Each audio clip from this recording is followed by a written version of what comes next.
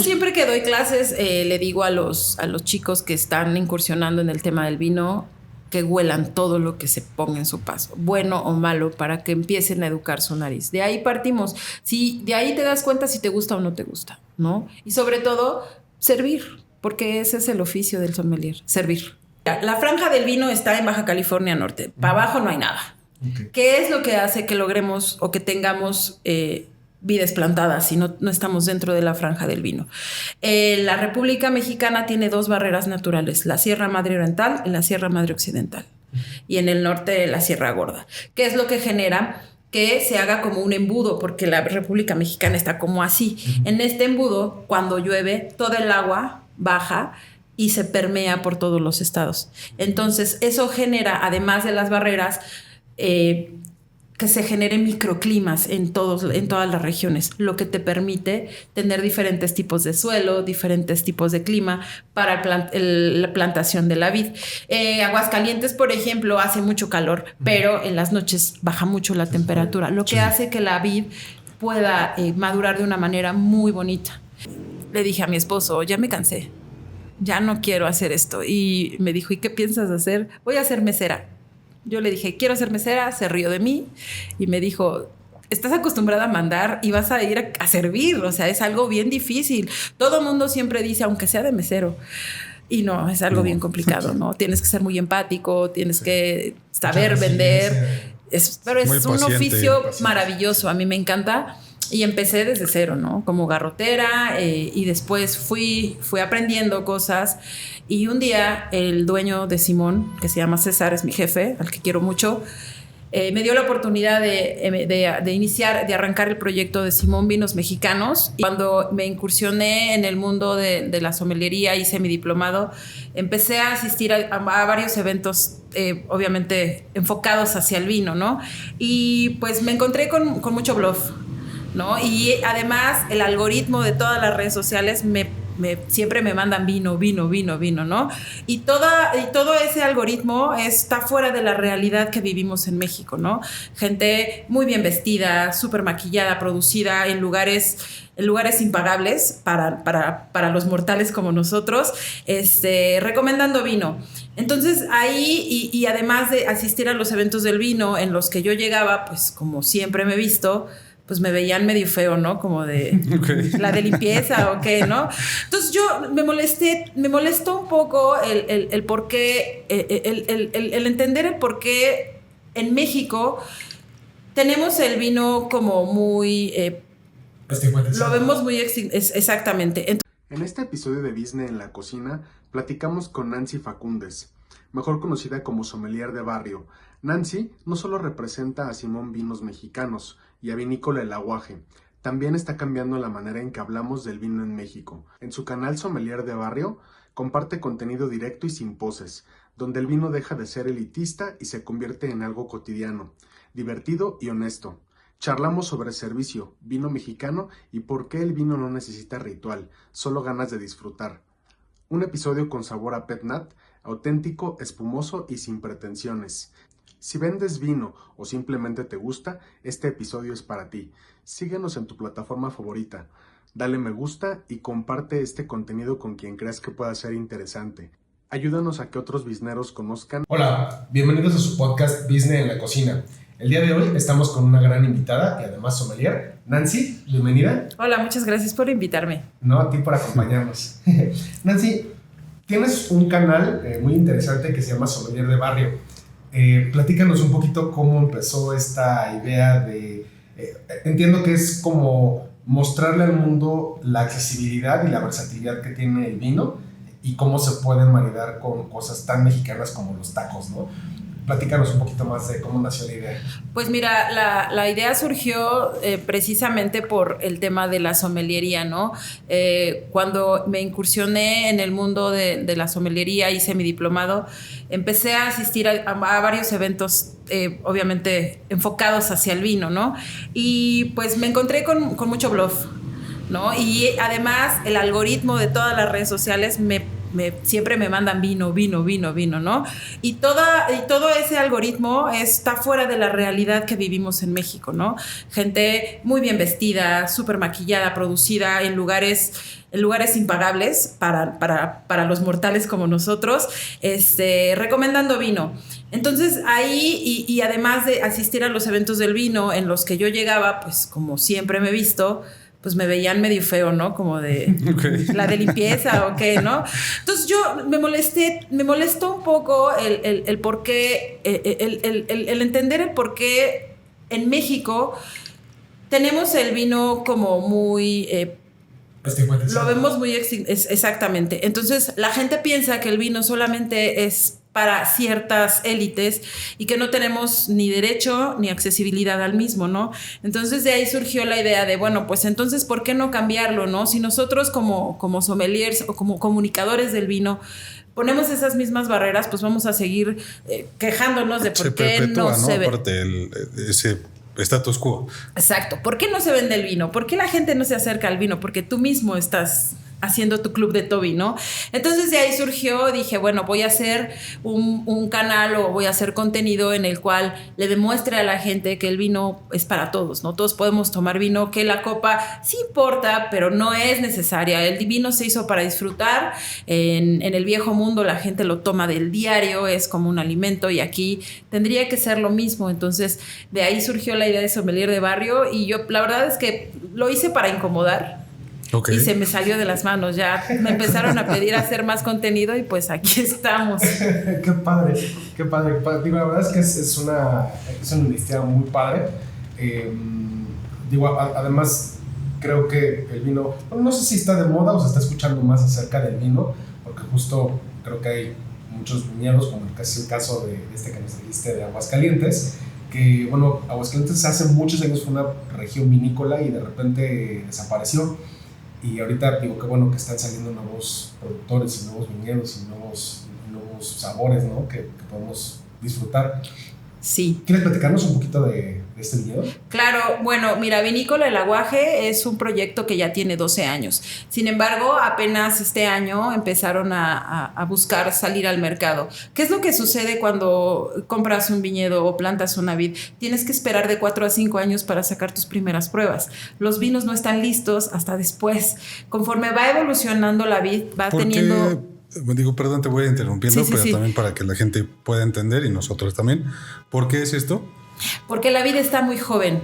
Okay. Entre más madurez tengamos en una planta, mejor calidad vamos a tener en los vinos, mejores características. ¿Qué es lo que sucede cuando tú vinificas un vino de 4 años, por ejemplo, la primera añada de prueba? Vas a tener muchas notas verdes. El tanino se va a sentir verde, como cuando te comes una fruta que no está lista. Boca, ¿no? Súper astringente, pero esa astringencia incómoda, como cuando muerdes la pepita de una uva, que sientes ese amargor y esa sequedad.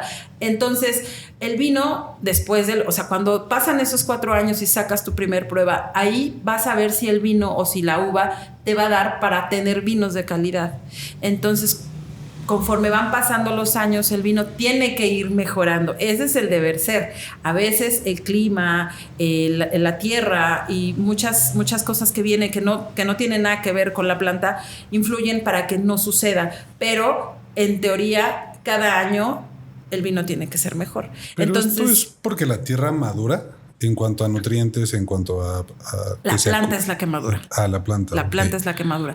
Pero acuérdate que como todo, en exceso las cosas no funcionan. Entonces, si a un agua le das exceso de una uva le das exceso de agua, vas a tener problemas. Si le das exceso de sol, vas a tener una gran cantidad de concentración de azúcar y mucho alcohol. Entonces, la idea es que la uva madure de una manera en la que todo tenga todo sea casi en el mismo canal, para que a la hora de que tú vinifiques no tengas picos, que la acidez esté en su lugar, el alcohol esté en su lugar, que los sabores y que todo sepa en conjunto. No sé si les ha pasado que han probado vinos en los que o se siente muy ácido o está muy seco o te brincan cosas, pero hay vinos que cuando lo pruebas todo está perfecto. Sí, como muy equilibrado, ¿no? De eso se trata la madurez de la vida. Ok. Súper bien. Entonces, estas añadas o estos... ¿Tiene algo que ver con pues, la madurez de la uva en cuanto a joven, los que son de reserva, gran reserva y etc.? O sea, ¿eso también tiene que ver con la madurez de la planta? Todo tiene que ver con la madurez de la planta. De hecho, muchos productores mexicanos que sacan vinos jóvenes, que todavía no están listos, les ponen barrica para ocultar estos defectos. Pero, pues cuando tú pruebas el vino recién del tanque, notas mucho. Es más, hasta cuando tienen barrica notas estas irregularidades que van a mejorar. Te das cuenta que el vino va por un buen camino, pero que no está listo para salir al mercado. Entonces, por eso, Vinícola El Aguaje decidió esperar 12 años para poder presentar vinos decentes que van a mejorar con el paso del tiempo. ¿Qué pasaría si lo hubiese hecho a los 6, 7 años? Los vinos seguramente ahorita ya están mejor, pero en aquel entonces tu carta de presentación es un vino verde que en ningún lugar te van a comprar. ¿Por eso a veces les ponen azúcar a los mostos? No, el azúcar tiene mucho que ver con el perfil del vino. Okay. Para que tú tengas un vino necesitas la uva, levadura, que a veces hay uvas, todo en nuestro alrededor hay levaduras, ¿no? Hay quienes no inoculan levaduras para vinificar, utilizan las levaduras que vienen en la uva, pero se inocula levadura y la uva ya tiene azúcar. Se arranca la fermentación y se hace un vino. Los vinos dulces existen porque en ocasiones se para la fermentación antes de que las levaduras se coman todo el azúcar y ahí tenemos azúcar residual. Es azúcar natural de la uva. Y en otras ocasiones se le añade azúcar porque la gente le gustan los vinos dulces. El mexicano toma vinos dulces porque somos dulces o muy picantes o muy ácidos, pero nos encanta el exceso. Entonces, pero en teoría los vinos deben de ser secos. Entonces, cuando tú quieres ir a una feria de vino en la que va mucha gente, la mayoría de la gente te pide vinos dulcecitos. Eso te quería preguntar, o sea, en tu experiencia, ¿cómo lidias con eso? Porque a nosotros también nos pasa en el restaurante que de repente la gente es, pero tráeme un vino que esté dulcecito. Es que no hay vinos dulces, ¿no? O sea, como tal, per se. O sea, habrá algunos vinos dulces, pero en general, por ejemplo, el vino tinto pues no es dulce. Hay vinos que tienen un proceso de vinificación en la que hay un honguito que se llama botrytis.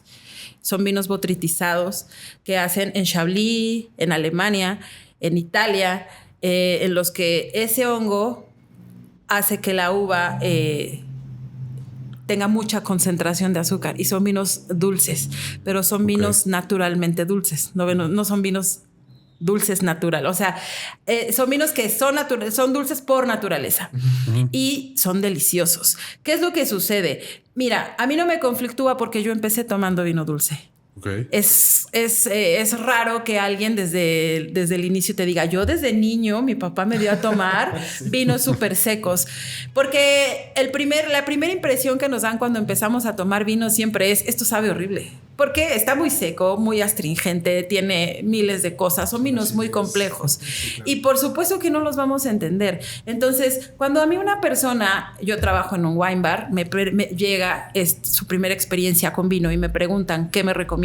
Yo les pregunto siempre, ¿cómo te gustan los vinos? Y siempre que me dicen dulces, no tenemos vinos dulces, pero siempre busco el vino que tenga más frutalidad para que eso engañe a su cerebro y crea que está tomando algo dulce. Los vinos jóvenes que no tienen barrica comúnmente siempre están perfilados hacia las notas primarias que vienen de la planta, las frutas, las notas verdes, y eso es más agradable al paladar. Conforme la gente empieza a tomar este tipo de vinos secos pero frutales, va a ir educando a su paladar o acostumbrándolo a cosas diferentes y poco a poco va a empezar a subir de nivel, como los videojuegos, hasta que ya te pide un vino totalmente seco. Claro. Sí, vas educando el paladar, como dices, y va madurando, ¿no? También el paladar. Sí. Es como la cerveza un poco. Sí, mucho como la cerveza. Oye, este vino tiene una nota a durazno. Lo siento así como muy presente, como que ¿nos puedes platicar un poquito más acerca del vino? Claro, este vino es un vino rosado de Aguascalientes que tiene uva merlot y tempranillo. Es una mezcla. El vino se vinifica por separado, se ensambla se embotella y sale al mercado. No tiene barrica, es un vino sin complicaciones, un vino para tomarse el diario, para platicar, para acompañar con cosas no necesariamente muy ligeras, porque también te aguanta algo de grasita. Y sí, tiene esas notas de fruta como hacia el durazno, tiene también como cáscara de toronja, es muy frutal, es algo que tiene muy buena acidez, que en cuanto lo choca el líquido con tu boca, empiezas a salivar. Puedes tomarlo como un aperitivo, como un digestivo o simplemente para echar el cotorreo como ahorita, que es lo que estamos haciendo. Oye, yo creo que, bueno, nos saltamos muchos pasos. Si nos puedes contar de tus orígenes, de cómo te convertiste en sommelier, pues toda esta parte, ¿no? Digo, porque ya nos contaste cómo fue que empezaste a crear el contenido de sommelier de barrio, pero supongo que hay algo detrás. Tus inicios de cómo Sí, estuvo bien divertido. Mira, yo antes era godín. Trabajaba como coordinadora del área de capacitación en una empresa de telecomunicaciones. Y un día le dije a mi esposo, ya me cansé, ya no quiero hacer esto. Y me dijo, ¿y qué piensas hacer? Voy a ser mesera. Yo le dije, quiero ser mesera. Se rió de mí y me dijo, estás acostumbrada a mandar y vas a ir a servir. O sea, es algo bien difícil. Todo mundo siempre dice, aunque sea de mesero. Y no, es algo bien complicado, ¿no? Tienes que ser muy empático, tienes que saber vender. Pero es un oficio maravilloso, a mí me encanta. Y empecé desde cero, ¿no? Como garrotera y después fui aprendiendo cosas.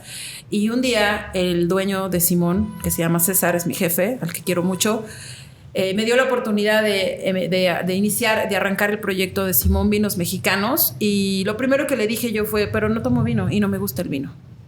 Yo soy de cerveza y de mezcal, ¿no? Yo súper fiel a mis creencias.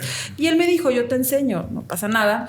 Desarrollamos el proyecto, abrimos el wine bar y conforme fue pasando el tiempo, él me empezó a jalar cuando llegaban los proveedores a pruebas. Prueba este vino, dime a qué te sabe, dime a qué huele.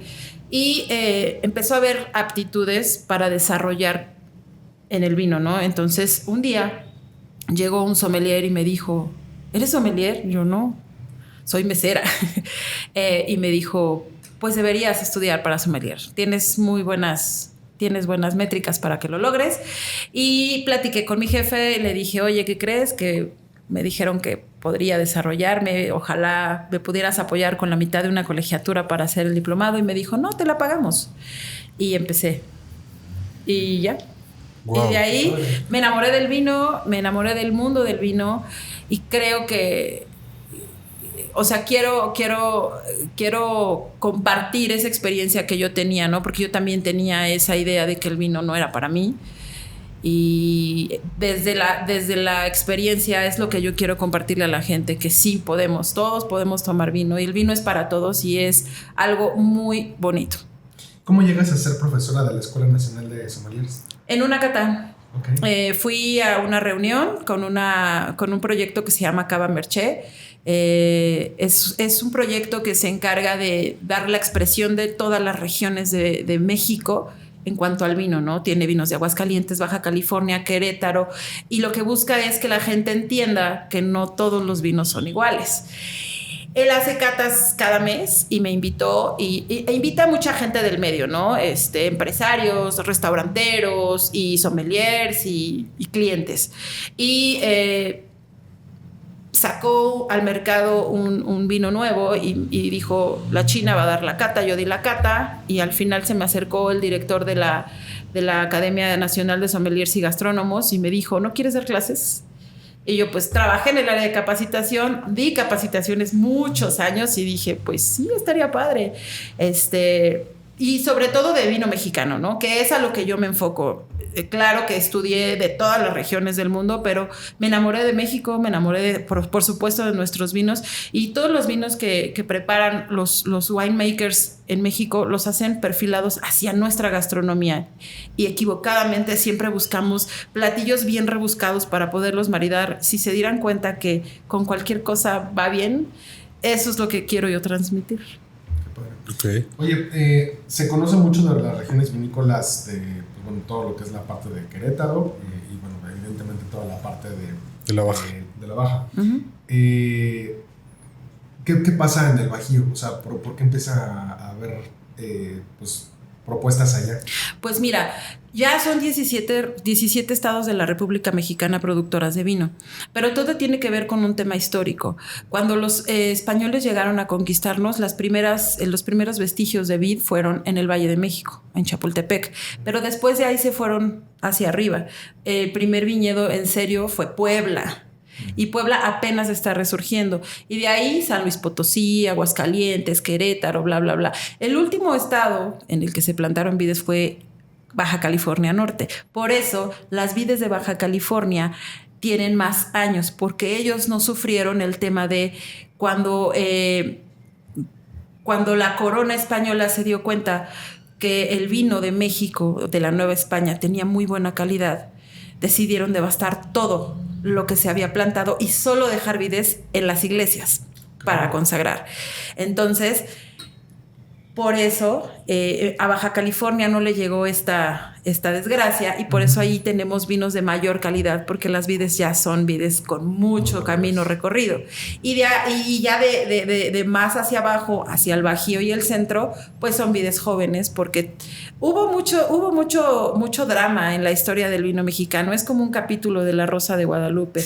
Empezamos bien y luego nos va mal, y luego otra vez bien y luego otra vez mal. Y desde hace 40 años empezamos a hacer vino en serio y buscando tener vinos de calidad y que el mundo nos voltee a ver. Pero años atrás había muchos altibajos, mucha corrupción, y por supuesto se enfocaba el gobierno en otras cosas, ¿no?, que eran necesarias para el desarrollo de México. Sin embargo, Baja California fue el estado pionero en buscar competir en cuanto a calidad en los vinos. Montechanic fue la primer bodega que sacó un vino premium, y de ahí le siguieron todos los demás proyectos, Casa de Piedra, Santo Tomás, y por supuesto que nadie se quiso quedar atrás. Fue un parteaguas y es algo muy positivo.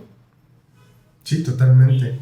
Oye, y en esta parte del Bajío, ¿cómo influye la parte del clima? Y digo, porque son climas mucho más extremos y además más secos, ¿no? Sí, de hecho, mira, la franja del vino está en Baja California Norte. Para abajo no hay nada. Okay. ¿Qué es lo que hace que logremos o que tengamos vides plantadas si no estamos dentro de la franja del vino? La República Mexicana tiene dos barreras naturales, la Sierra Madre Oriental y la Sierra Madre Occidental. Y en el norte la Sierra Gorda. ¿Qué es lo que genera? Que se haga como un embudo, porque la República Mexicana está como así. En este embudo, cuando llueve, toda el agua baja y se permea por todos los estados. Entonces, eso genera, además de las barreras, que se generen microclimas en todas las regiones, lo que te permite tener diferentes tipos de suelo, diferentes tipos de clima para la plantación de la vid. Aguascalientes, por ejemplo, hace mucho calor, pero en las noches baja mucho la temperatura, lo que hace que la vid pueda madurar de una manera muy bonita. Entonces, es curioso, pero es posible. Órale, interesante. Sí. Oye, ¿por qué en Querétaro existe esta parte de... O sea, digamos que es como el segundo estado más famoso productor de vino. O sea, digo, después de la Baja, como está muy lejos, ¿no? O sea, porque históricamente, ¿por qué en Querétaro? Querétaro es el líder en enoturismo. Entonces, casi todos los proyectos vitivinícolas de Querétaro tienen salas de cata, eventos para que tú visites. Por eso es tan importante. De hecho,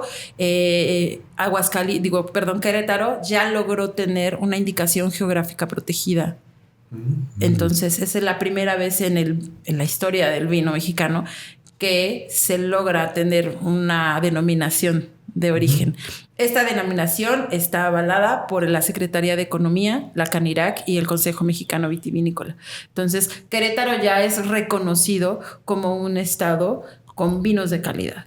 Claro que es un estado de mucha calidad. Mucha gente pelucea los vinos queretanos, pero lo que no se dan cuenta es que las uvas blancas y los vinos espumosos de Querétaro son los mejores de toda la República Mexicana. Bueno, y también tienen vinos tintos bastante buenos. Tienen vinos tintos bastante decentes. Sí. El tema del agua hace que a veces notemos muchas notas verdes en los vinos. Entonces, en Querétaro hay mucha agua, llueve mucho. Entonces, lo que ayuda esta acidez es que puedas perfilar tus vinos hacia blancos o espumosos. Entonces, si vas a tomarte un vino blanco, un vino espumoso y quieres un vino mexicano y quieres algo de calidad, siempre vete hacia Querétaro. Es una garantía. Eso te iba a preguntar, ¿cómo se decide en qué región se puede plantar qué uva? Porque según yo no todas las uvas se pueden plantar. No hay una legislación en México. Todo el mundo o todos los países tienen una legislación que te indican qué uvas sí, qué uvas no, qué tantos metros de vid qué tantas hectáreas puedes tener plantadas. Y de hecho hasta en Francia tú podrás tener 10 hectáreas, pero de las cuales 2 hectáreas son las únicas que tienes para hacer vino con esta indicación o con esta denominación. El resto, vino de tu casa, vino de la casa, vino del país. En México todavía no existe una legislación.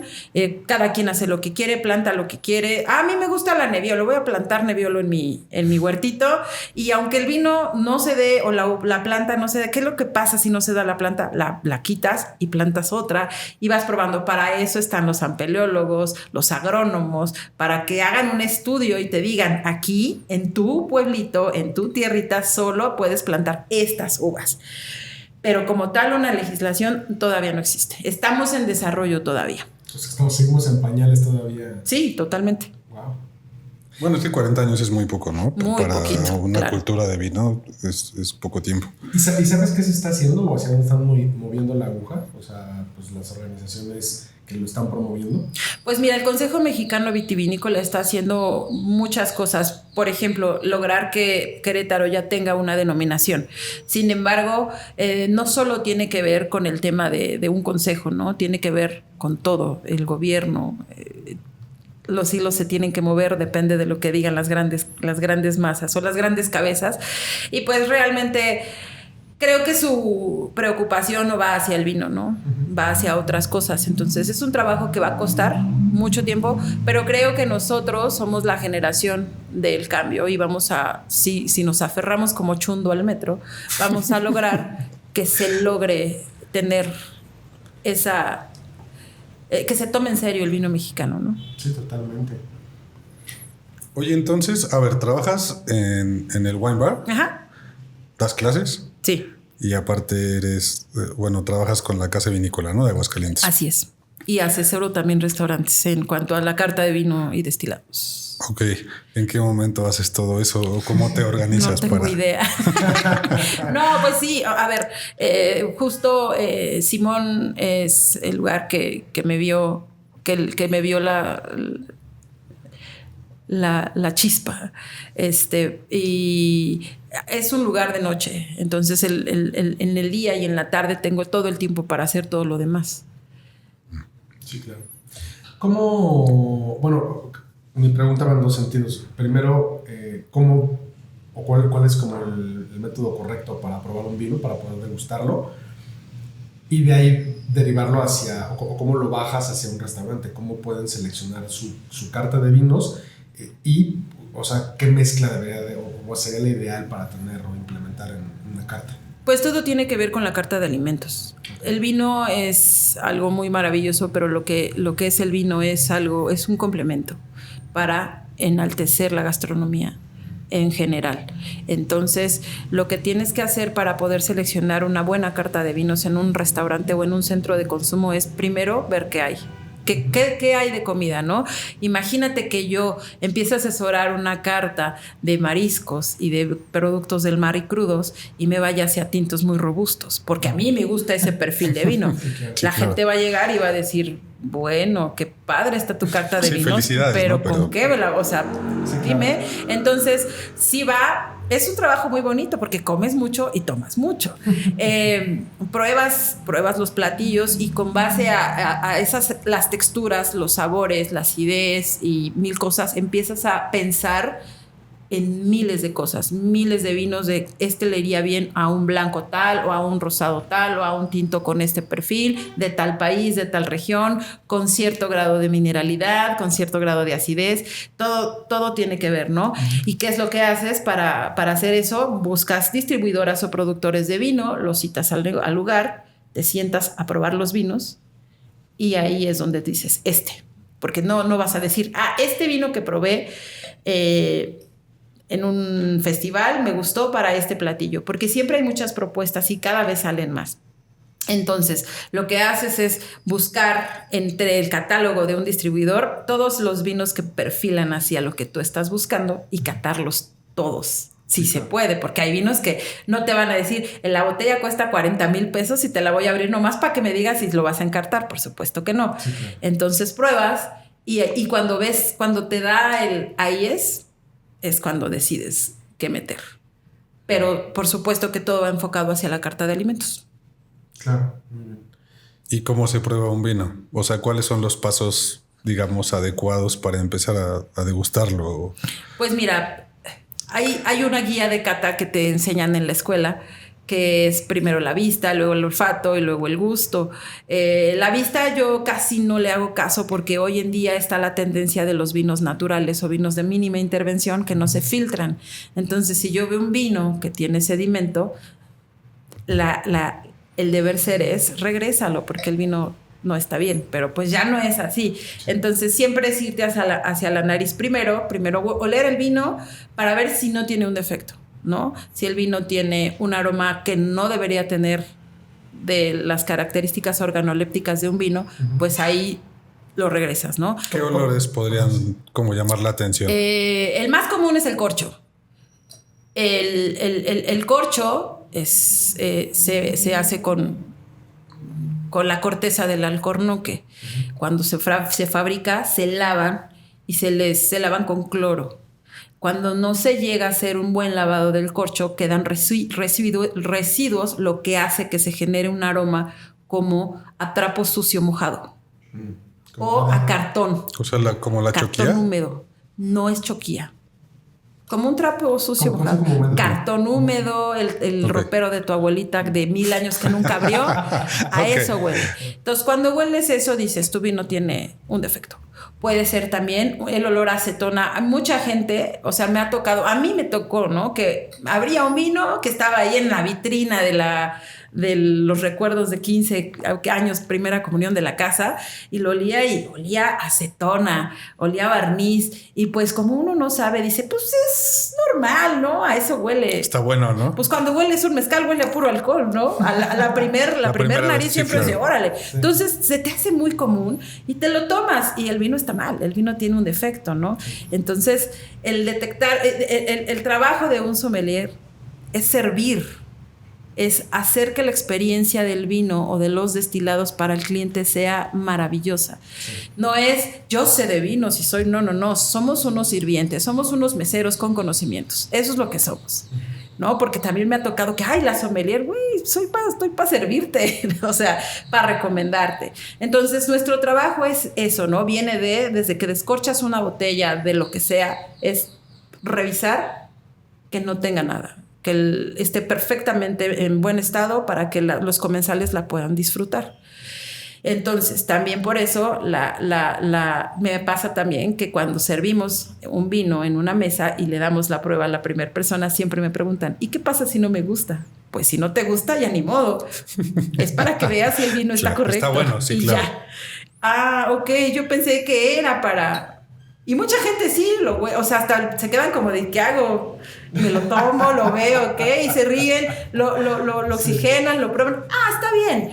Pero es para que si tú tuviste el disgusto de probar algo malo, los demás no lo hagan, ¿no? Es meramente para eso. Y nuestra chamba es, desde que descorchas una botella, oler el corcho. Si ya tiene algo, si ya notamos algo desde el corcho, es decirle al comensal, caballero, señorita, su vino parece tener un defecto. ¿Me permite catarlo o usted desea catarlo?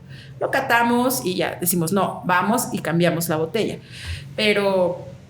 Y pues ya después viene el tema de los sabores, ¿no? Pero casi todo se basa siempre en la nariz. Pero el ser humano es más visual. ¿No les ha pasado que han olido cosas y que dicen, sé a qué huele, pero no sé qué es? Sí. Porque siempre pensamos con la cabeza, nunca pensamos con la nariz. Entonces, el trabajo del sommelier es educar a la nariz y olvidarse de lo que tiene en mente. Pensar siempre con la nariz. Nariz. Es bien difícil. Sí. Eso te iba a preguntar, ¿qué necesita una persona para ser sommelier? Porque, bueno, yo hasta donde sé, muchos dejan el picante, dejan de comer muchas cosas irritantes justo porque pierden esta sensibilidad en la lengua. No sé si sea real o no. Sí es real, pero es imposible. Porque hay personas muy profesionales que no solamente se dedican al mundo del vino y los destilados, catan puros, catan café. Y eso también, o sea, es difícil lograrse. Pero sí, claro, hay muchas cosas que no debes de hacer, como fumar, tomar café, pero... Tendrías que ser demasiado purista, ¿no? No, es imposible. Yo amo el café. Me gusta mucho el café. Y nunca lo voy a dejar. Oye, ¿qué necesitamos? Digo, a lo mejor como restauranteros, como sociedad de vino. Sí, por favor. Justo para quitarle un poco este estigma a la gente. Porque, repito, también a veces pasa mucho que vienen y piden un vino y a lo mejor no saben ni lo que se están tomando y a lo mejor tú no lo recomiendas porque la comida que pidieron no se va a llevar bien con el vino. Y justo al final después resulta que sí no fue una buena elección y que o la comida está mala o el vino está malo, pero fue porque pues, no combinaba, ¿no? ¿Cómo recomendarías tú que pudiéramos guiar mejor a la gente en esos procesos de selección? Pues digo, es porque que muchas veces la gente también elige como desde este lado de la soberbia, ¿no? Como pasa de, mucho. tráeme lo más caro o no sé.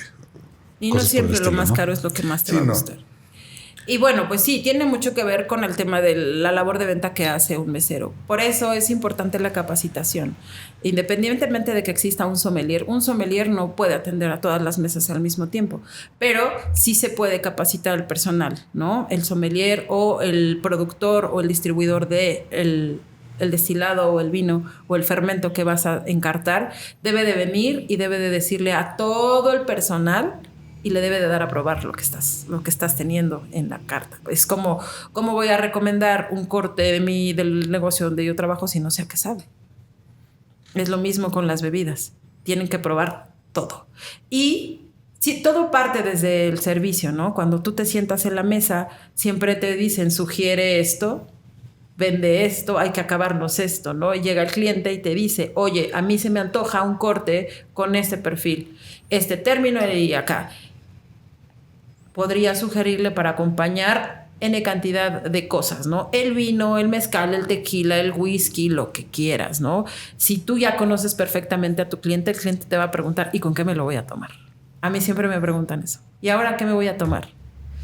Pero es muy importante también educar al mesero, ¿no? Si quiere llevarse una buena propina, tiene que dar un buen servicio. Y vender experiencias. La gente ya no está... ya no va a los restaurantes a restaurarse. Va por estatus, subir 1000 fotos. Mira la foto de que fui a tal lugar y me comí un corte que tal vez ni me gustó, pero se veía bien bonito el plato. Y me tomé el vino de ta.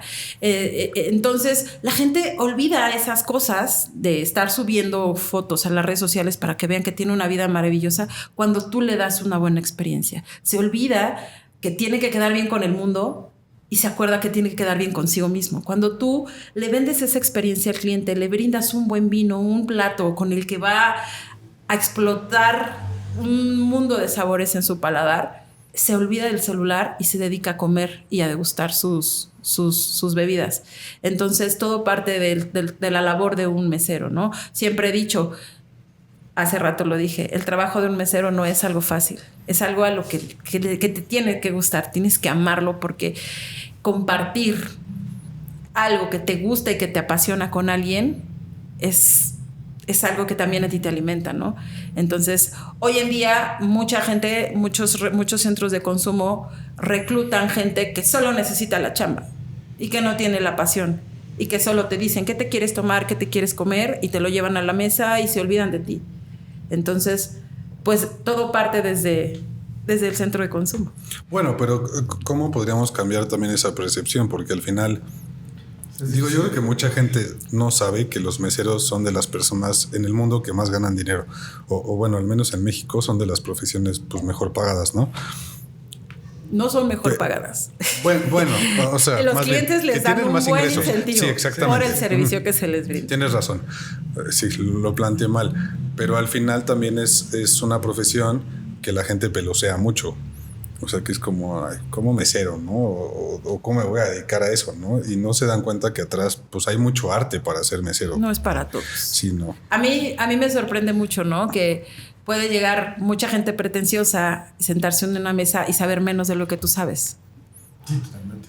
Pero Claro. pues mucha gente no soporta el tema de ser mesero, ¿no? Porque justo como tú lo acabas de mencionar, ¿no? Es un oficio que se menosprecia por parte de los comensales porque son los que te están sirviendo. Sin embargo, yo siempre le he dicho, nunca te metas con un mesero porque él es el que te lleva la comida a la mesa. Nunca hagas enojar a quien Nunca sirve de hagas comer. enojar a un mesero. Sí, totalmente estoy de acuerdo. ¿Qué te iba a decir?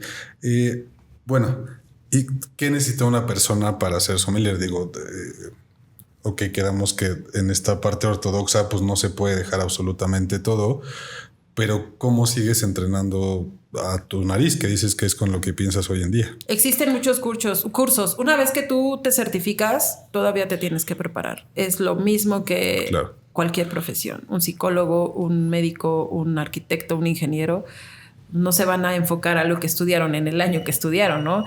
Todo va evolucionando, el vino va evolucionando, entonces es seguir estudiando todo el tiempo. Hay muchas certificaciones, te puedes certificar y especializar en una sola región del mundo o puedes especificar tu perfil hacia ciertos vinos o ciertos procesos.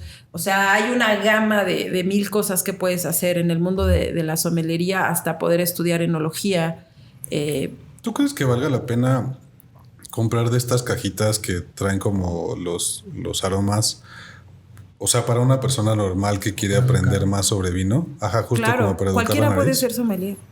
Sí, bueno, pero no certificado. Pues a lo mejor hay gente que no tiene el tiempo para ir Yo conozco mucha gente que no está certificada y sabe mucho más Sí, claro. que lo que uno que estudió. ¿Y qué recomendarías para...? Yo siempre que doy clases le digo a los chicos que están incursionando en el tema del vino que huelan todo lo que se ponga en su paso, bueno o malo, para que empiecen a educar su nariz. De ahí partimos. Si de ahí te das cuenta si te gusta o no te gusta, ¿no? Y sobre todo, servir, porque ese es el oficio del sommelier, servir. Totalmente. Claro. Hablaste hace rato sobre los vinos naturales y creo que están tomando pues cada vez más relevancia en la oferta pues, económica que hay de vinos, ¿no? ¿Cómo ves esa tendencia hacia este tipo de vinos? Bueno, o sea, quiero a lo mejor hacer un poco la comparación de la cerveza a lo mejor comercial versus la cerveza artesanal, que creo que más o menos está en una analogía similar, ¿no? No, la gente piensa eso, pero no. Hay vinos hechos de una manera, con métodos tradicionales, pero que se cuidó el campo. O sea, que son vinos que vienen de un viñedo orgánico, sin pesticidas, muy bien cuidado, que se cosechó a mano, se despalilló a mano y tuvo procesos muy bien cuidados. Lo único que cambia es la enología. Los vinos naturales deberían ser algo que nació de la naturaleza, ¿no? No existe. Porque desde que tú estás en el campo cuidando tus vides, ya estás interviniendo. Sí, claro. Yo les llamo vinos de mínima intervención. ¿Y qué es lo que pasa con estos vinos versus los vinos que conocemos comúnmente? No tienen procesos enológicos, es decir, se fermentan, se les da la bendición y que sea lo que Dios diga. No se filtran, no se clarifican, no se estabilizan, no se les añaden conservadores. ¿Se les tiene que añadir conservadores? Sí, porque si no, el vino evoluciona rapidísimo y se echa a perder. Pero se busca añadir lo mínimo de conservadores para que el vino sea lo más saludable posible. Eso es lo que se busca con estos vinos. Son vinos que se hacen a la vieja usanza, como lo hacían antes de que existiera los procesos y los polvos mágicos que se le ponen a un vino para que sepa lo que sabe. Mucha gente dice, el vino natural sabe feo. No, el vino natural no sabe feo. Te han dado un vino malo. He probado vinos naturales que están espectaculares y que no pensarías que son naturales. ¿Por qué? Porque todo se cuidó desde un inicio, desde la planta hasta... Es decir, Para hacer un proceso de fermentación cuidas temperaturas para que no haya algún problema con este proceso, picos, ¿no?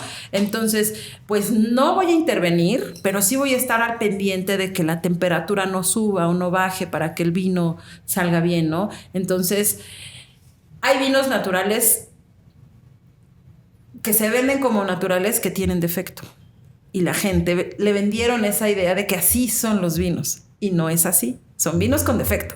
Y hay vinos naturales que están deliciosos, que hay buenos vinos mexicanos naturales, pero justo si tenemos un desarrollo de pocos años haciendo vino convencional, que no se espera haciendo vino natural. Es algo bien complicado. Hay una vinícola que trabaja en el tema de vinos de mínima intervención y que lo hace muy bien. Yo lo recomiendo mucho. Siempre que me preguntan algún vino natural que me recomiendes mexicano que no sepa feo, Cava Garambullo es una garantía.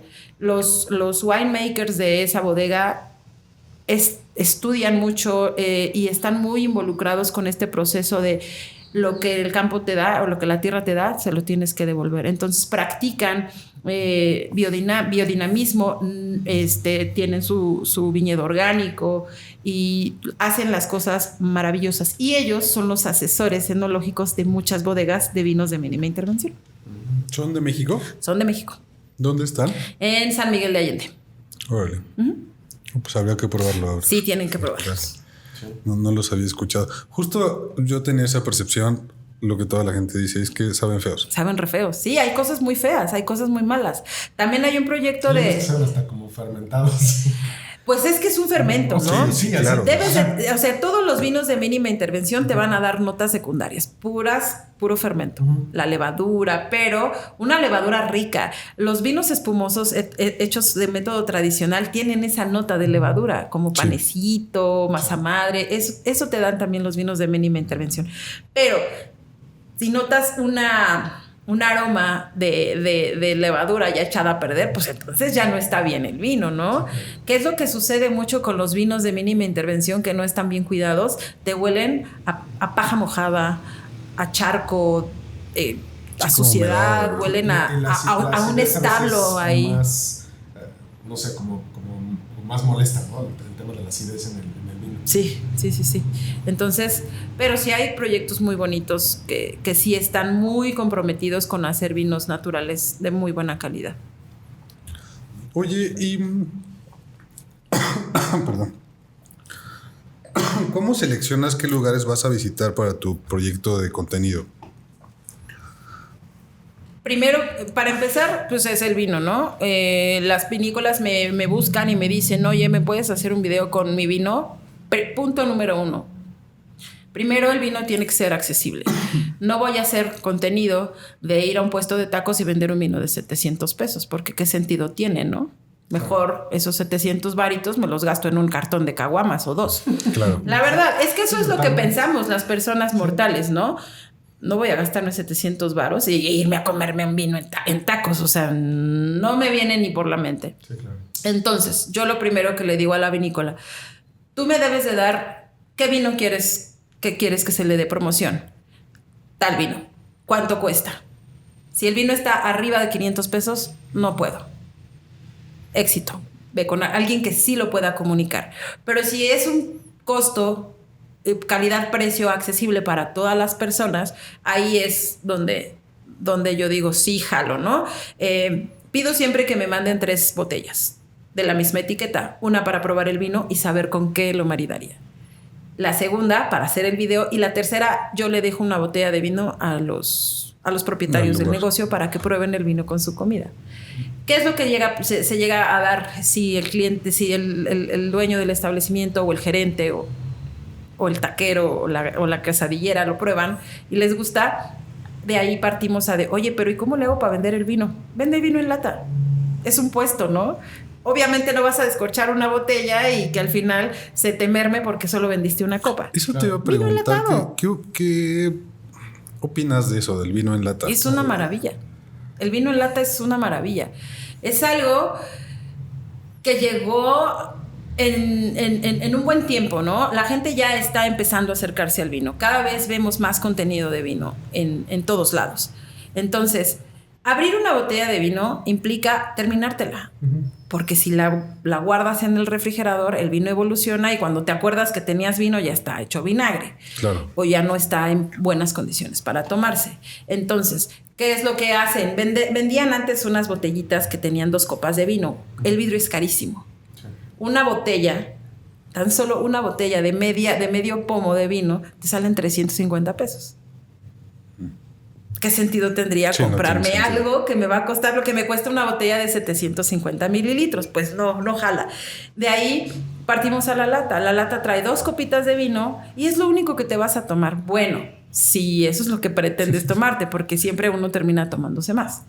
Pero la lata es una maravilla, porque si solo quiero una copa de vino, ya no descorché mi botella, ya no tengo merma y me acabo esa lata. ¿Qué pasa? Voy a la cineteca y venden cerveza.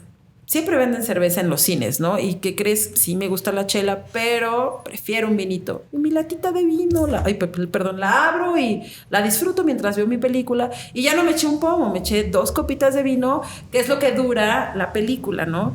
Entonces, en el picnic, no vas a llevar tu descorchador, tus copas, que se van a romper seguramente, y tu botella de vino, ¿no? Unas latitas de vino, una hielera, la carne asada. O sea, ¿cuántas personas no llegan a la carne asada y siempre hay miles de chelas y siempre preguntan, ¿no tienes otra cosa? Vaya latas de vino. Siempre es verle el lado positivo a las cosas, ¿no? Los puristas dicen que no. Es que justo ¿Y yo en te iba dónde me lo voy a servir?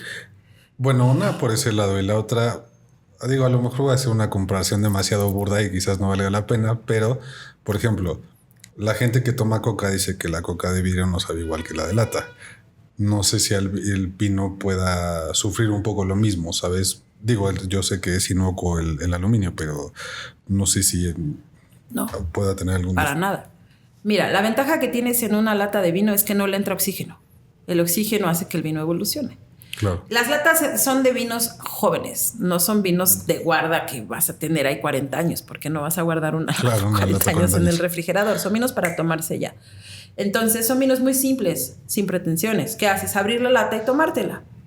¿Qué es lo que no vas a tener? Pues lo de la copa, de percibir los aromas. Para eso sirve la copa. Obviamente, para que no se caliente el vino, para eso está el tallo y por eso se agarra la copa de acá. Pero la copa... los estilos de copa existen para que tú puedas tener una mejor experiencia en olfativa en cuanto al vino. Claro. Pero si es un vino simple, si es un vino hecho para tomarse, como para qué querrías tú. O sea, sí, claro, hay gente que abre la lata y la sirve en la copa y así se lo toma y está bien, pero si te lo tomas directo de la lata tampoco pasa nada, no hay gran diferencia. El vino evoluciona igual, sabe igual.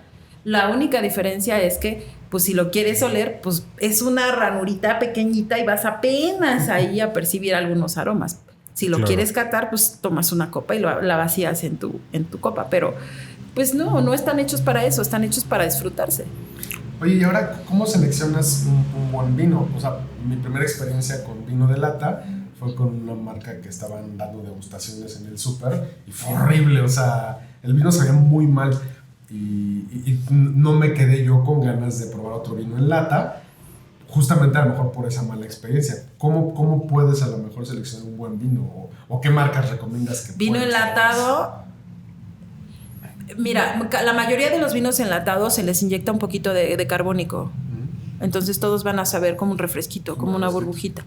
Hay vinos tintos que tienen muchas áreas de oportunidad en lata. Yo siempre que compro una lata de vino me voy hacia blanco o rosado. Okay. Y hay vinos blancos y rosados enlatados, secos y dulces y semidulces. Entonces depende de lo que tú quieras probar. Okay. Hay un vino que a mí me fascina en lata, que yo siempre le apuesto y que aparte tiene un costo bastante accesible. Precio público 80 pesos. El vino se llama Laberinto y es de una bodega de San Luis Potosí que se llama Cava Quintanilla. Es un Sauvignon Blanc súper fresco, súper rico, con muy buena acidez para marisquitos, pescadito, para pisteártelo solito. Y el precio está súper ganador, ¿no? Sí, claro. Ese es uno de mis vinos favoritos. También hay unas latas que traen media botella de Jalisco, de una vinícola que se llama Tierra de Luz. Tienen un blanco y un rosado que también están muy ricos. Y el precio como 120 pesos la lata. Pero estamos hablando de media botella de vino. Que también mucha gente se confunde, ¿no? Ve una lata de vino y dice, un latón de casi una caguama te cuesta 45 pesos en la tienda, ¿no? Y luego ves la lata de vino que trae media botella de vino en 120 varos, dices, mejor me llevo la chela porque tiene más y me va a empedar más. Porque así pensamos los mexicanos. Claro. Pero no es así, es medio pomo. Y hay gente que con medio pomo ya está feliz. Sí. Entonces, claro. Es nada más, el tema es el switch, el chip que tenemos nosotros de que el vino es caro, el vino es caro, el vino es caro y la cerveza es barata. Hay cervezas muy costosas, Sí, claro. Sí. con procesos muy complejos y que la gente las ve y mejor me compro una Victoria. Pero cuando vives la experiencia de probar algo de calidad, con diferente calidad, no digo que las cervezas comerciales no tengan calidad, entonces te empieza a hacer sentido el costo de una cerveza más cara o de un vino más caro. Pero eso pasa con todo. O sea, con todo. los insumos de comida, Con la ropa, con la carne, con- con la ropa. Sí, claro, totalmente. Oye, una pregunta. Bueno, creo que no es percepción. Sí, el vino mexicano en general es más caro que, por ejemplo, algunos vinos extranjeros. Sí. ¿Esto por qué es? Mira, Qué amable, gracias. tiene muchos, todo el mundo siempre te vende la idea de los impuestos. En México se paga Sí, un eso dicen impuesto todos. especial de productos y servicios que se llama IEPS, que es del 26.5% en productos con menos de 14 grados de alcohol. Si el producto tiene arriba de 14 grados, sube el impuesto. Pero eso no tiene nada que ver. ¿Por qué? El vino importado paga ese impuesto. Justo. ¿Qué es lo que sucede? Esto es algo súper fácil de explicar. La producción. Entre menos, más caro te sale. ¿Cuántas hectáreas de viñedo hay en México versus Chile? Sí, claro. Chile hace volúmenes de vino.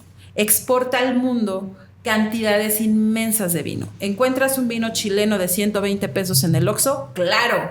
¿Por qué? Porque hay mucho, hacen mucho. Y son vinos de muy buena calidad. No es mala calidad, es una calidad muy buena. Pero hay un chorro. Y un productor de México, que apenas si te hace 1,200 botellas al año, invirtió en el viñedo, en el riego, en el agrónomo, en el enólogo, en el personal que ayuda en la cosecha. Ya invirtió todo ese dinero que invierten también en Chile. El etiquetado. Pero ellos ya vendieron 10,000 millones de botellas y tú solamente vendiste 10,000 botellas. Sí, más logística, más todo lo que implica. Por eso el vino mexicano es más costoso. Conforme vayamos creciendo, el vino va a tener Va a ir que bajando. evidentemente bajar de precio. Pero para eso hay que consumirlo.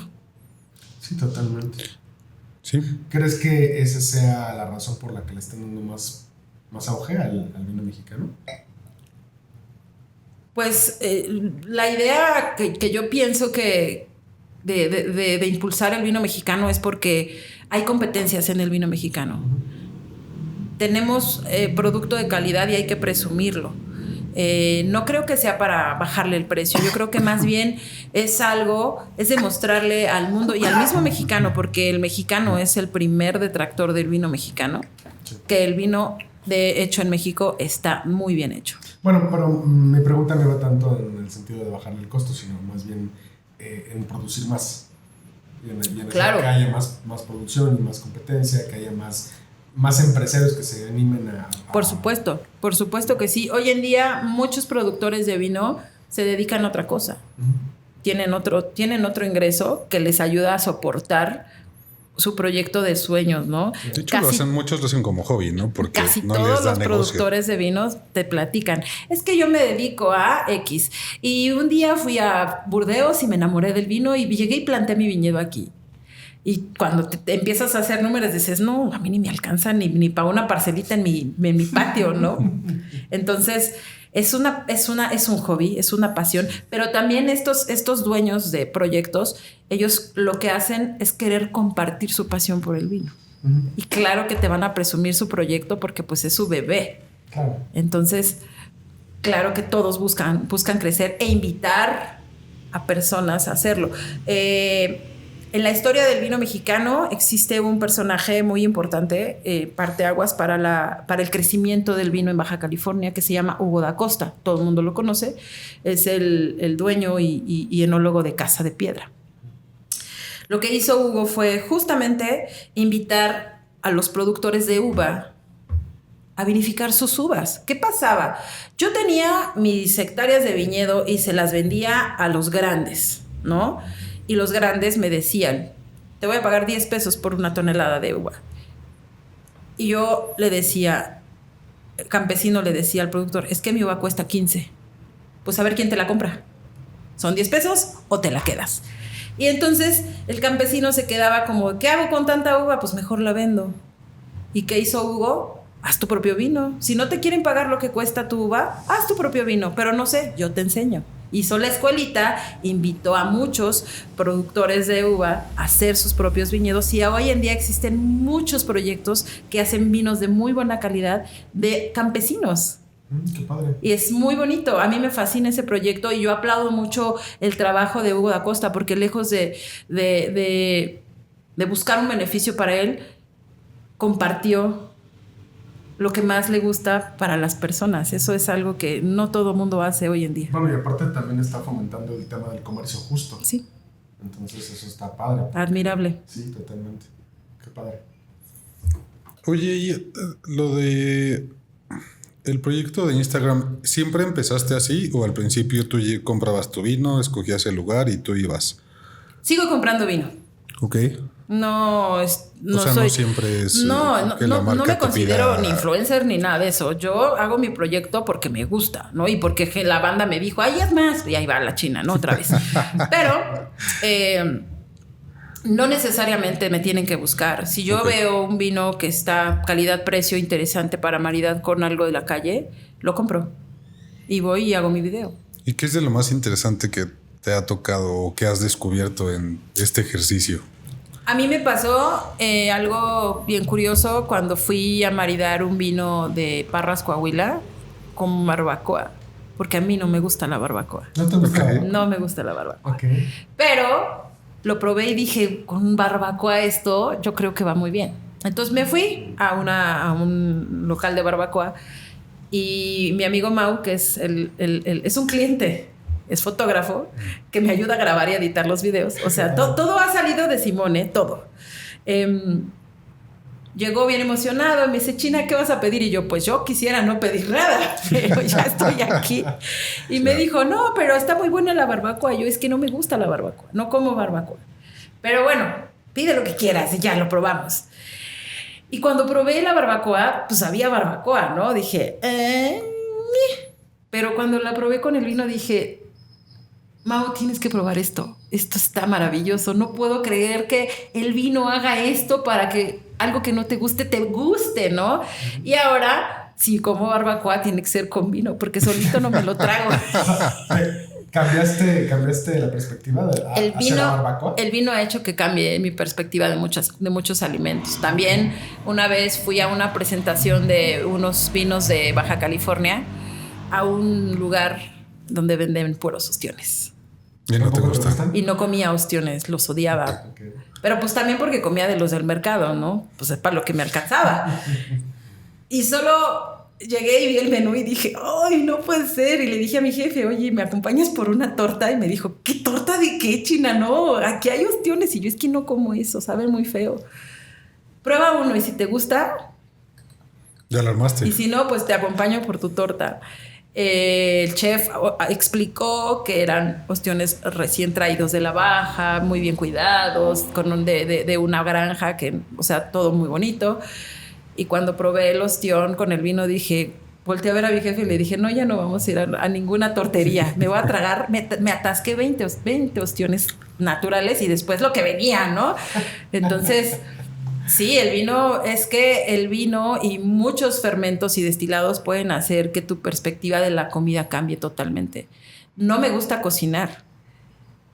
Por lo tanto, han de pensar que no me gusta comer. Y sí, era bien remilgosa. No comía cualquier cosa. Comía cosas muy específicas a ciertas cocciones. Y gracias a esto, empecé a comer de todo. Y siempre que pruebo algo que no me gusta, se me viene a la mente un vino. Con este tal vez mejore. A veces no mejora, pero bueno, la experiencia está ahí, ¿no? Eso es muy bonito. Sí, ya lo intentaste al menos. Sí. Totalmente. Sí, señor. ¿Qué mito te gusta destruir o cuál es el principal mito acerca del vino que te gusta cambiar? Pues el tema de que el vino blanco es para pescados y ensaladas y el vino tinto es para carnes rojas. Sí. Yo he probado, fui hace uno de mis últimos videos fue con un vino blanco, joven, vino Cimarrica, a una pizzería y lo maridé con una pizza roja, con picante y con grasa. Maravilloso. Entonces, también me pasa mucho que a la gente llega Simón y me dice, oye, es que quiero comerme esto, pero quiero un buen tinto para esta carne. No vendemos carne, vendemos charcutería, ¿no? El jamón de pato es muy grasoso y me piden algo muy robusto y siempre le digo, no, mira, un rosadito le iría muy bien. Pero el rosado es para niñas y es dulce. No, este es un rosado seco con estructura, con punch y que te vas a morir cuando lo pruebes y la gente, ay, mira, sí es cierto. Y de ahí parte el que la gente llegue y te pregunte, ¿ahora qué me voy a tomar? Y que no te digan, a mí dame tengo clientes que han cambiado de tintos a blancos.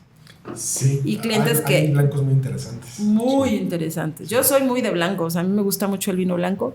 Los tintos me gustan, pero me cuestan trabajo porque son para comer. Excepto los vinos jóvenes. Sí. Entonces, a mí luego cuando veo que voy a casa de alguien y saca su botella de vino, ¿no? Siempre como queriendo quedar bien porque te dedicas a esto, ¿no? A mí me puedes dar uno del Tetra Pak y yo me lo tomo. Y no te digo que no, pero para nada. Entonces saca su mejor vino, lo descorcha y mira, China, compré este vino y yo lo veo y yo... Pero ¿con qué no lo vamos a tomar? ¿Con qué lo vas a comer, no? Y ¿por qué, China? Es que este vino te va a cansar. Después de la primera copa ya no vas a poder. Pedimos unos taquitos o algo porque así nomás yo paso. Entonces ya después la banda ya topa que no soy así y ya llegan y mejor que compramos, ¿no? Y ya yo digo una chela o un vino o lo que sea, pero sí es el tema de dedicarte a esto. No necesariamente tienes que ser sommelier. Hay mucha gente que se dedica al servicio, a los alimentos y bebidas, y siempre que va a una fiesta o siempre quieren quedar bien contigo como si les fueras a pelucear. Todos empezamos tomando lambrusco, todos hemos tomado Bacardí y amamos el Bacardí como para que lleguen con su botella de vino carísimo o de botellas de whisky que ni ellos conocen, nomás para quedar bien contigo. No, a mí dame el Tonayan y yo soy feliz. Claro. El chiste es convivir y pasarla bien. Sí, totalmente. Sí, esa pretensión, ¿no? Que decías que más que acercar aleja a la gente del vino. Totalmente. Sí, totalmente. ¿Hacia dónde crees que va el vino mexicano o hacia dónde te gustaría ver que va? Pues a mí sí me gustaría que llegáramos a tocar el corazón de todos los mexicanos, ¿no? Como Argentina, Chile, que son países del Nuevo Mundo que tienen vinos de muy buena calidad, que la gente, en vez de poner una botella de Coca-Cola en la mesa que te hace mucho daño, una botella de vino para acompañar los alimentos diario estaría súper bien. Y sobre todo, que recomienden lo que hacen aquí, lo que se hace aquí, ¿no? En vez de decir mi vino importado, mira el vino que hizo mi compatriota de Aguascalientes, de Chihuahua, de Jalisco, de Nayarit, ¿sabes? Eso es lo que a mí me gustaría ver. Sí, totalmente. ¿Qué sigue para ti como profesional? Pues a mí me gustaría seguirme desarrollando en la industria del vino mexicano. Recién inicié a trabajar para un proyecto de vino argentino.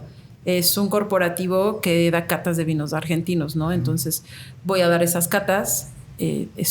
Tengo que estudiar mucho de Argentina y de sus regiones. Es algo muy bonito, pero muchos colegas me han dicho, China, ya deja el vino mexicano y prueba vino de verdad. Después me voy a reír de ellos porque nunca. O sea, yo estoy muy convencida de ser embajadora de vino mexicano.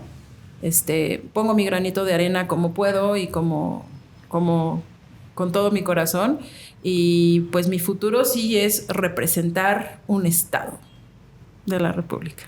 no tener la dirección comercial. O sea, me encantaría tener la dirección comercial de una vinícola, pero qué mejor que poder representar un estado de la República que hace vino a todas las bodegas. Eso sería muy bonito. Wow.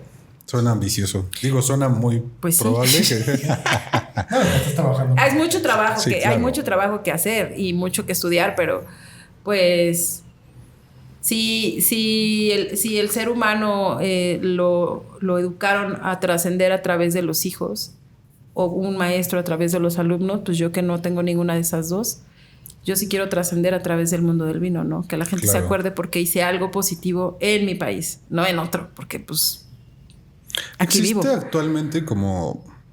Es que no sé si sea asociación, sociedad, algo así, por estado que represente el vino de ese estado? ¿O sí, no existe? ¿O el sí? Consejo Mexicano Vitivinícola tiene diferentes ramas en cada estado de la República. Y también están las asociaciones o instituciones de sommeliers que ayudan a impulsar estos proyectos. Ok, Hay mucho. súper. ¿Por qué las vitivinícolas, bueno, más bien los viñedos? Bueno, sí entiendo que es por un tema de producción, pero por ejemplo hay muchos apoyos en relación, por ejemplo, con destilados y demás para restaurantes y demás para promocionar los productos. Digo, sin llegar a esa magnitud, porque evidentemente no es el mismo producto, no es la misma producción, no es el mismo costo y demás. Pero ¿crees que había alguna manera en la que a lo mejor los viñedos podrían promocionarse más en los puntos de venta? Sí hay. Las grandes bodegas lo hacen en los restaurantes. Casa Madero, L.A. Cheto, Montechanic, Santo Tomás. Hay lugares de especialidad en los que tú vas a llegar y vas a ver Casa Madero, L.A. Cheto. Pero porque ya son bodegas establecidas, bodegas grandes que hacen la mayor producción del vino mexicano y por supuesto que tienen etiquetas a muy buen costo y calidad. Claro. Que pueden trabajar directamente como los corporativos como Diageo, Grupo Bacardí, que van y te ponen la mesa, te ponen el banner ahí de que tu negocio está allá en sí pasa con los vinos, pero pues son poquitos, por eso no los vemos mucho. Sí, el tema es que es así, ¿no? Súper chiquito. Y aparte, me imagino que es en centros de consumo pues de muy alta venta, tal vez, ¿no? Claro. Sobre todo porque el consumo de la gente no es de vino. Sí, totalmente. O sea, si tú vas a un negocio y ves una bodega de vino ahí, dices, para empezar vas a decir, no, yo no tomo vino. Pero si ves Bacardí, Carta Blanca, ¿no? Te metes. Sí.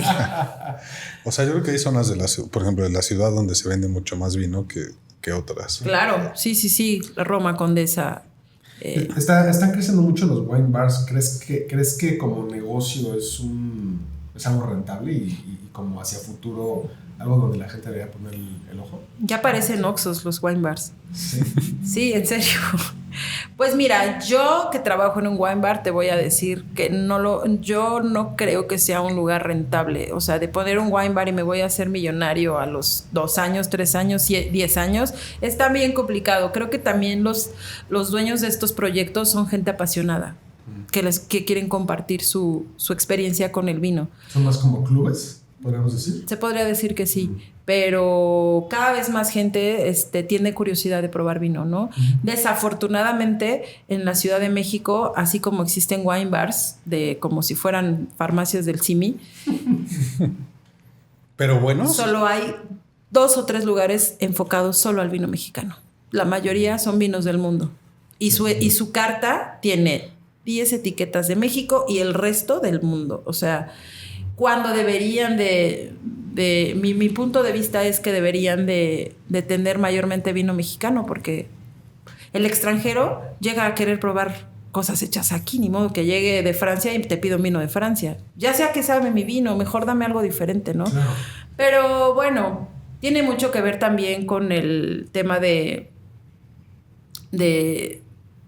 los detractores del vino mexicano, que son los mismos sommeliers, que dicen que el vino mexicano está mal hecho, ¿no? Entonces, pues solo es cuestión de darle la oportunidad, porque también hay muchos sommeliers que conozco que desde un inicio México no está bien, y cuando les das a probar cosas que no conocen te dicen, oye, esto está bueno. Entonces, han probado cosas que Es más... ¿Pero crees que es un sesgo? es prejuicio, claro. Manejas Sí, justo totalmente, eso. totalmente. Qué bueno, qué mal. Sí. Bueno, hay Pero que es bonito porque llegan promocionarlo. los extranjeros al wine bar y te preguntan, ¿tienes vino mexicano? Solo tengo vino mexicano, ¿no? En donde yo trabajo solo hay vino mexicano, solo hay destilados mexicanos, solo hay productos hechos en México, la comida, la bebida, todo. Entonces, cuando prueban te dicen, no, esto está bien bueno. Y te piden vinos para llevar. Y muchos llegan de otros wine bars. Es que fui a tal lugar y me dijeron que no tenían vino mexicano y que viniera aquí. Entonces, digo, es algo, es padre, ¿no? Que nos manden clientes, pero ¿por qué no ellos lo hacen también? Claro. Sí, claro, totalmente. Sí. A lo Bueno, mejor son más rentables. Sí. Además, no sé si también hay un poco de sesgo, como decía Kevin, de que a lo mejor también el vino mexicano no le sacas tanto, pues porque justo como la gente no lo conoce tanto, no lo puedes vender o se te queda, o sea, vaya, al final del día pues, sigue siendo prejuicio, ¿no? Sí. Hay muchos lugares, muchos centros de consumo en los que vas a tocar la puerta y les dices vino mexicano y desde un principio te dicen que no. ¿En serio? Sí. Wow. Lo que yo hago es cataciegas. Traigo vino, ¿quieres probarlo? Sí. No ves Claro. la etiqueta, lo pruebas, está bien bueno. ¿De dónde es? De México. ¿En serio? Sí, de México. Podría tener oportunidad, pero hay muchos lugares, por ejemplo, San Luis Potosí es una región que se abrió mercado con catas a ciegas. El proyecto de Cava Quintanilla nació de un viaje. El dueño dijo, ¿qué necesito para poder hacer lo que hacen aquí? Le dijeron esto. Ah, yo lo tengo. Llegó, lo expuso y le dijeron, no puedes. Dedícate a lo tuyo. Entonces, don Carlos dijo, son mis canicas y puedo jugar con ellas como quiera. Plantó sus viñedos, hizo sus vinos. Se pidió, se tocaron puertas y desde un inicio, ay, ¿cómo San Luis Potosí? O sea, ¿de dónde sacas que en San Luis Potosí se hace vino? Ni siquiera la abras, no la voy a probar. ¿Qué decidieron la parte comercial? Catar a ciegas. Y se abrieron camino con un Sauvignon Blanc. Que probaban los sommeliers, oye, esto está buenísimo, ¿de dónde es? Ah, es aquí, de San Luis Potosí. Y de ahí empezaron a surgir más vinícolas en San Luis. Entonces, todo ha sido arriesgarse. Sí, claro. Pues como todo, ¿no? Uh-huh. Sí. Claro. Interesante. ¿Tienes otra pregunta? Pues no, si quieres vamos cerrando. Bueno, ¿Tu pregunta? hay una pregunta que le hacemos a muchos chefs, que en tu caso la vamos a modificar un poco. Sí, porque yo no sé. Si pudieras elegir un vino para poder reunir a todas las personas del mundo, ¿cuál sería? ¿Cuál sería? Un vino espumoso, definitivamente. ¿Cómo cuál? ¿Y por qué? Obviamente uno mexicano. Elegiría uno de una bodega que se llama Jax. Escogería el Jax rosado, que es seco, pero es muy frutal. Tiene muchas notas de frutos rojos, que a todo mundo le gustan los frutos rojos. Y además, pues las burbujitas. Es como si te tomaras un refresquito. Ah, Claro. Muy bien. Muy bien. Muy bien. ¿Dónde te puede encontrar la gente? Si a alguien le interesa una asesoría en su carta de vinos, etc. Pues mis redes sociales, Sommelier de Barrio, en TikTok, en Instagram, en Facebook estoy como Sommelier de Barrio.